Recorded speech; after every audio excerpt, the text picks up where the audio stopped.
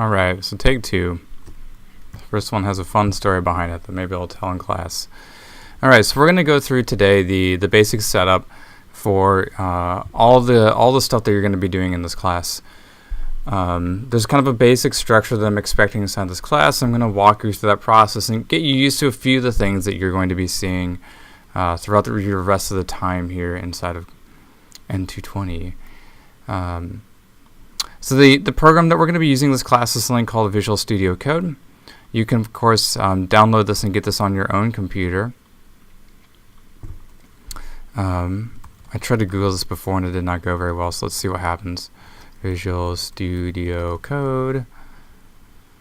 You can get that at code.visualstudio.com if you want. Download, it's free, it's a stable build, thank goodness, right? It's also on our school computers, so we can go ahead, if on Mac, we can hit Command Space to bring up our search and type in code. We're going to pull up Visual Studio Code. We can do similar in Windows, but it's hitting the Windows key and typing in code. You're going to be presented with something that looks kind of like this. It's not all that great.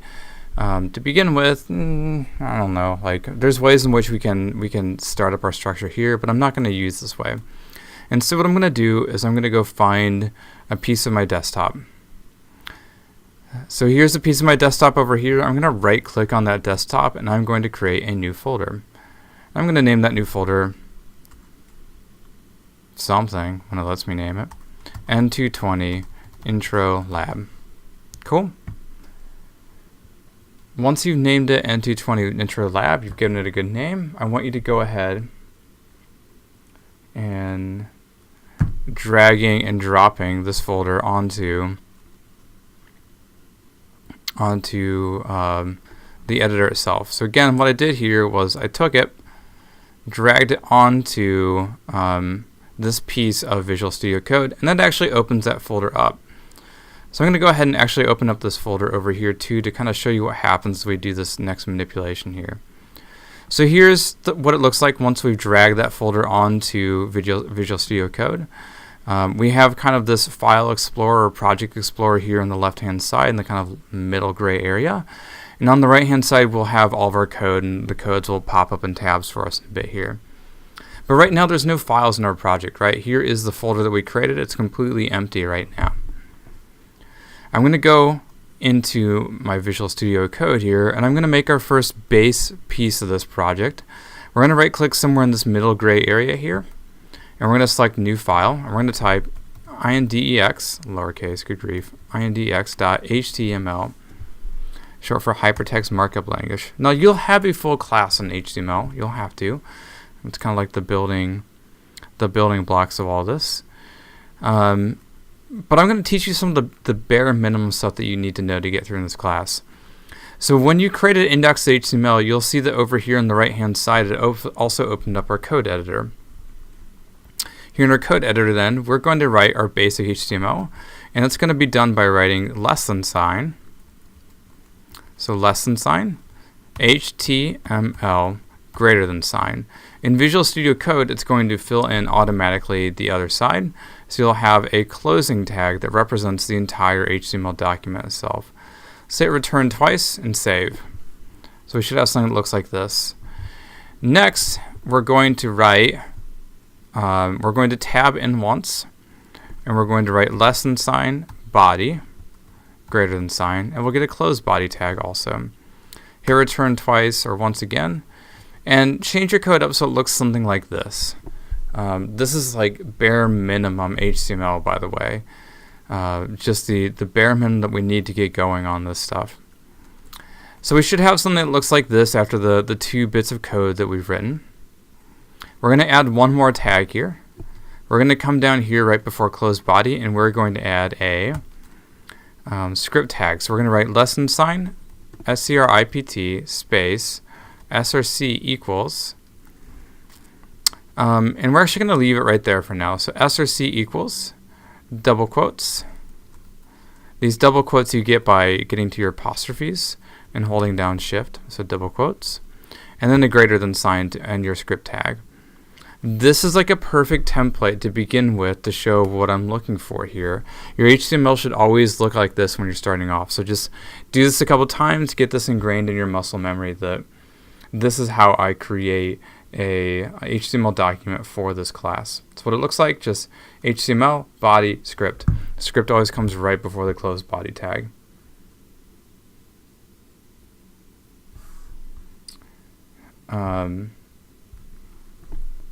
Great. The next thing we're going to do is actually create the script here to make this website interactive. To do this, I want you to come back to this middle gray area here. I want you to right click and go down to new file. Not new file. We're going to do new folder. Go down to new folder. We're going to type JS. Cool. So now we have this new folder. And actually, since we're here, let's take a quick break and we're going to take a look at what that folder actually looks like on the file system.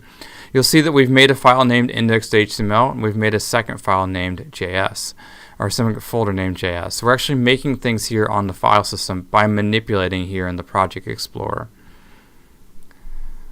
Awesome. Now that we've done those two things, I want you to right click on the JS folder itself. So right click on the JS folder, go down to new file, and create something called app.js, short for JavaScript. That's also going to load up here in our code editor. Let's write a line of code that I wouldn't advise you to typically write, but we're going to do it here just because. We're going to write, let's do a document.write. Document.write, open parentheses, open double quotes. We'll type hello world. So inside of our script, we're writing to the document these words, hello world. Cool. Now this stuff doesn't work yet because it's not actually included inside of our page. To include it in our page, we're going to have to go back to index.html. We're going to have to go to where our script src is, and we're going to have to fill in the path to that app.js. The path is a combination of this file right here and the folder structure to get to it. So since index is in the same folder as JS, we're going to have to specify that we're going to enter into the JS folder. So we'll write JS. And then we'll write / to indicate that we're looking inside of that folder. And then we're going to write the name of the file inside that folder, which in this case is app.js. So js/app.js. That will give us our base. We now have here the base structure that I'm expecting for everything in this class. This is like the minimum that you need to start memorizing in this class to get to what I'm looking for.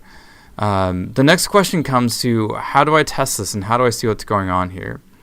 Well, the way you test it is by opening it up inside your web browser. So you want to go find that file on your file system, the index.html that you made. And you want to double click on that file and it will open up inside of a web browser for you. And you should see the words hello world there. So we've written to the document, we've written these words hello world. Alright, so we did hello world. In this class, however, I actually want you using Chrome, so I'm going to go ahead and open up Chrome. I've been opening up Chrome on this one for a while. It's probably like super bug written by now, right? So in this class, I want you using Chrome. Still looks kind of the same. It says hello world. But let's come back here. I'm going to edit this so maybe it says hello. I don't know. What's it saying hello to? Hello, people. Some things that I want to point out about this. When I change this document to say like hello, people, you'll note that up here in the tab, this thing changed from a little X icon to a circle. The circle means that this document is unsaved. Which is a problem. You can also see over here in the editor the same thing applies. Over here there's a little circle. It says this document's unsaved. That means if I come to test the change in my code, which doesn't actually work this time, let me save it and refresh. It says hello people. Let's change it again. Hello dog. This change is unsaved, so if I come back and refresh, I'm not going to see that change. I only see saved changes reflect on my stuff. So if I'm not saving my changes, I'm not seeing my updates. You need to always be saving your changes. Now, yes, you could go to File Save and be really slow about it, but you're going to learn to hit either Control S or Command S to save this document. So I'm going to hit Command S to save this document, and it's good now. It's got its change saved and reflected here. And then I'm going to come back to Chrome. I'm going to hit Command R to refresh, and you'll see that that change is actually there. This is the primary development loop that you'll be going through here in class. You'll be editing something in your text editor, saving it, coming back to Chrome, refreshing Chrome to see your changes and see if it's doing what you think it is supposed to be doing. Cool. So we've learned kind of like how to create a document, how to structure this. This is the basic stuff. I want to show you one more thing though to give you like a small taste of what we're going to do next. So I'm actually going to remove app.js's one line of code here. And I'm going to make a new element here. We'll name it div ID. Div is short for division. We're going to make a property here. So space ID equals double quotes cats. I don't know, whatever. So we're going to put in one more element here. Div space ID equals cats. Greater than sign. That will fill in a div for me right away.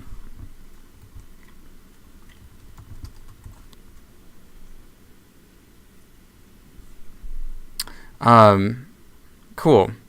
So now that I've got that div, what I want to do is I actually want to get reference to it here inside of JavaScript so I can manipulate it. I'm going to write var dvcats is equal to document dot find element by ID cats.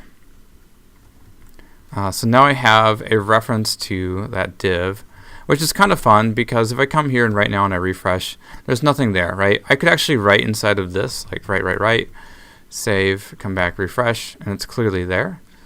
But I could also do this via JavaScript. So since I have this document.findElement by ID, this thing has an ID of cats, and I'm searching for the exact same spelling here. I can modify it and do something fun like dvcats.innerHTML equals meow. So now if I save and I come back and refresh, ooh, nothing happens. I think ID might be lowercase. I don't actually oftentimes use find element by ID.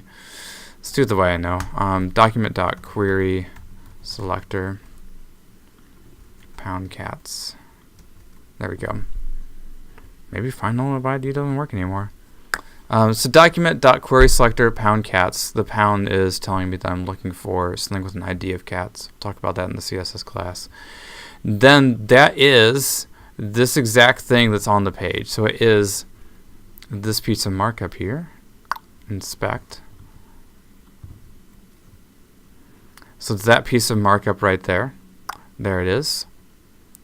So it's that element. I can modify that element as much as I want. I can change its inner HTML. I can change its style too, so I can make it like red if I want to. dv cats dot background color. We'll just make it bright red right now. Maybe. Oh, style. So dvcats.style.background color equals red. And then let's do one last thing that's maybe a little bit more fun. We're going to make two variables here that are arrays. This is definitely like near the end of the middle of our semester. So we're going to make two things called arrays. We're going to make set A is equal to shiny, angry, and adjacent. And then var set B is equal to, we'll do nouns here. So we have a hound, we have a monorail, and we have a wheel.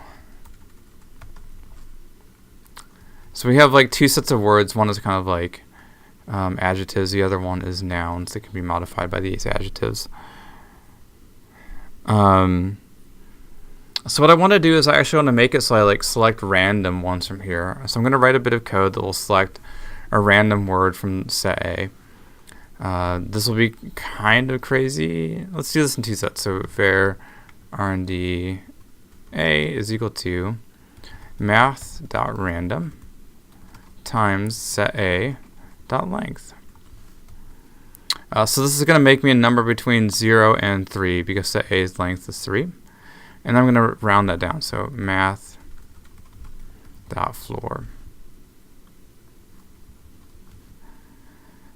Did I get that right? So math.floor. What was it mad about over here? There we go. So math.random times set a.length is what we did. We wrapped that in parentheses and we did a math.floor. We're going to actually copy line 9 here. We're going to paste it beneath, and we're going to change rand A to rand B. And we're going to change set A to set B. So we have two lines that are essentially about the same, just slightly different.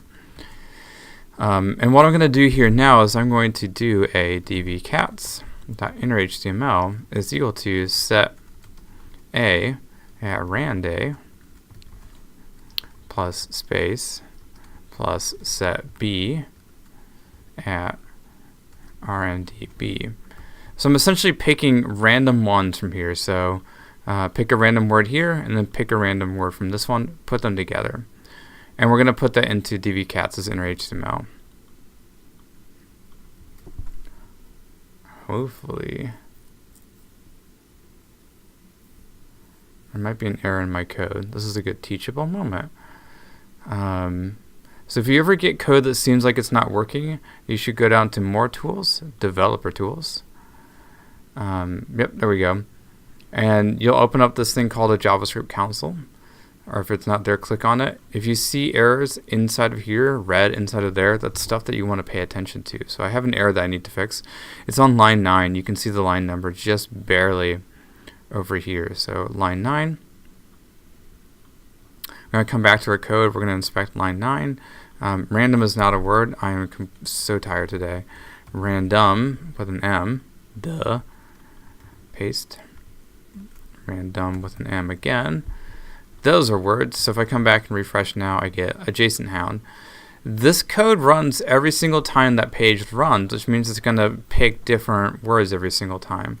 So JSON hound, angry monorail, angry hound, JSON monorail, angry reel, shiny monorail. This is beginning to look, this shows you kind of like the fun that you can have with programming of simple kind of stuff, but using random numbers to generate random ideas and thoughts is a key piece of it. We're going to stick there. Major things to take away from this is that this is the structure that I'm looking for. Your basic HTML, markup above your script tag. Your script tag always comes before your body tag. And you're linking in a js/app.js.